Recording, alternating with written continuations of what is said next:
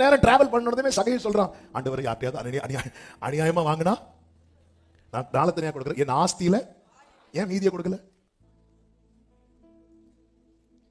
அதுதான் சொன்னேன், அவர் கூட இருந்தா எவ்வளவு நமக்கு இருக்கணும் அது நம்ம கிட்ட இருக்கும். எது இருக்கக்கூடாது அது வெளியே போகும். எப்படி இருக்கணுமோ அப்படி இருப்போம், எப்படி இருக்கக்கூடாதோ அப்படி இருக்க மாட்டோம். இயேசுவோடு பயணிக்கும் போது அவனுக்கு எவ்வளவு நேரம் நடத்திருப்பான். அட்டத்தி மரத்துல இருந்து சகை வீட்டுக்கு போற தூரம் எனக்கு தெரியல. அந்த ஊர்ல தான் வராரு, 1 ஹவர்லாம் இருக்காது, ஒரு half an hour இயேசுவோடு கூட சகைவு நடக்கிறான். வேற ஒண்ணுமே இல்லை, இயேசுவும் சகைவும். எல்லாரும் பார்த்து முறுமுறுக்காங்க.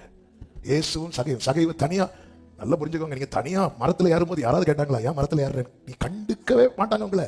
ஆனா நீங்க இயேசுவோடு கூடங்கிற நிலையில வரும்போது, அதாவது தனியா போனப்போ யாரும் அவனை கண்டுக்கல. ஏன்னா ஆள் யாரு? நீ குள்ளனா இருந்தாலும் இயேசுவோடு போன எல்லா கண்டுக்கு ஒண்ணு தெரியும்.